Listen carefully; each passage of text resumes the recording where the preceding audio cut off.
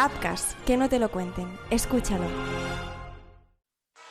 Bienvenidos a Ciencia y Saber.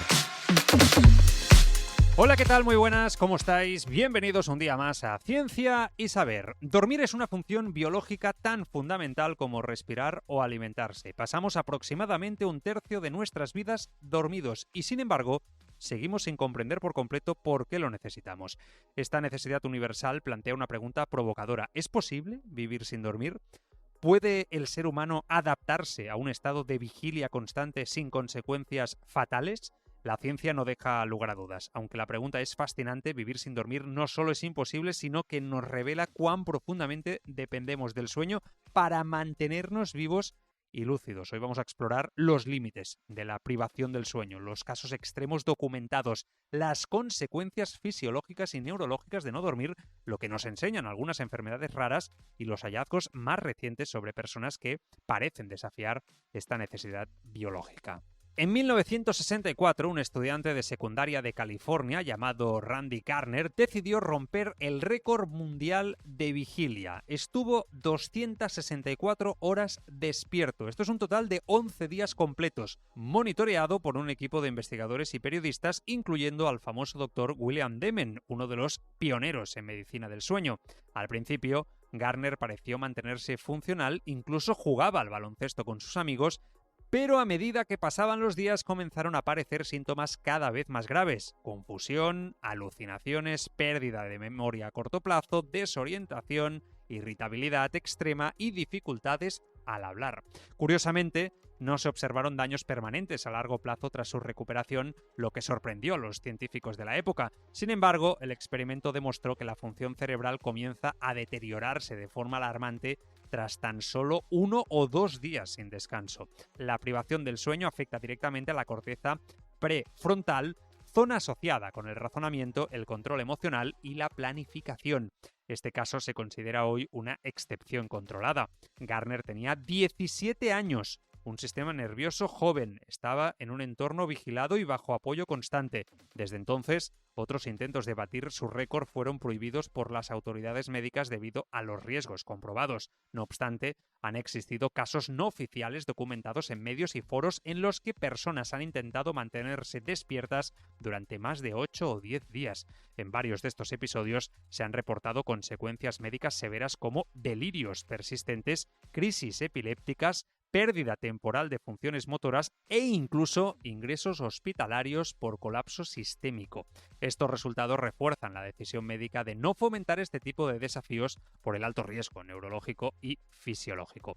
Existe una extrañísima enfermedad neurodegenerativa hereditaria llamada insomnio familiar fatal, documentada por primera vez en Italia en los años 80. Las personas que la padecen pierden progresivamente la capacidad de dormir debido a una mutación genética que afecta al tálamo, la región cerebral que regula el ciclo sueño-vigilia.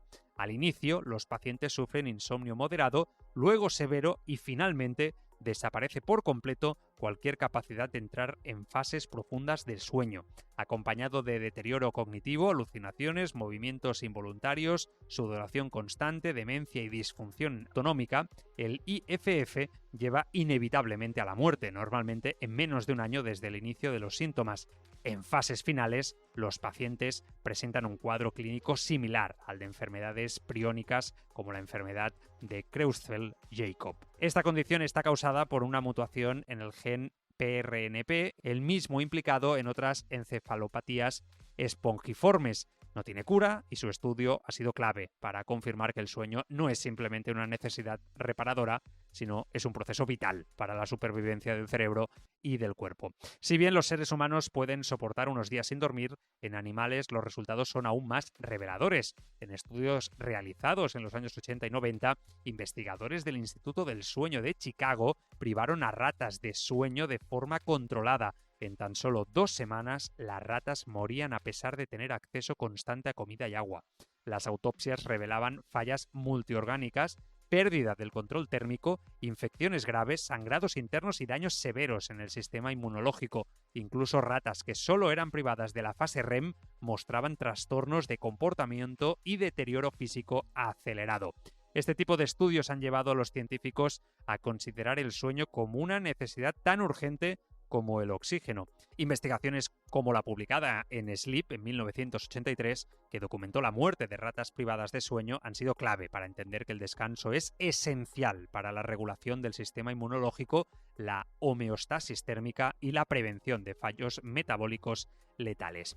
En humanos, la privación prolongada de sueño desencadena una cascada de alteraciones fisiológicas y neurológicas, muchas de ellas comparables al envejecimiento acelerado o a estados de intoxicación grave. Algunos de los efectos más documentados incluyen disminución aguda de la capacidad de atención y del tiempo de reacción, pérdida de memoria operativa y dificultades para retener información nueva, aparición de alucinaciones visuales, auditivas y cinestéticas, disminución de la función inmunológica y aumento del riesgo de infecciones, alteración en la producción de hormonas como la melatonina, la leptina y el cortisol, cambios de sensibilidad en la insulina, con mayor riesgo de diabetes tipo 2, aumento de la presión arterial y el ritmo cardíaco. A las 24 horas sin dormir, el rendimiento cognitivo cae a niveles comparables a una intoxicación etílica. A las 48 horas aparecen los microsueños, lapsos de 2 a 20 segundos donde el cerebro desconecta aunque los ojos estén abiertos. A las 72 horas son comunes las alucinaciones, crisis de ansiedad y síntomas de psicosis. A partir de los 5 días, el cuerpo empieza a experimentar desregularizaciones sistémicas que pueden desencadenar finalmente en un colapso metabólico o convulsiones. Pese a todo lo anterior, existen personas con una mutación poco común en el gen DEC2 que duermen solo 4 o incluso 2 horas al día sin mostrar signos de deterioro. Son extremadamente raros.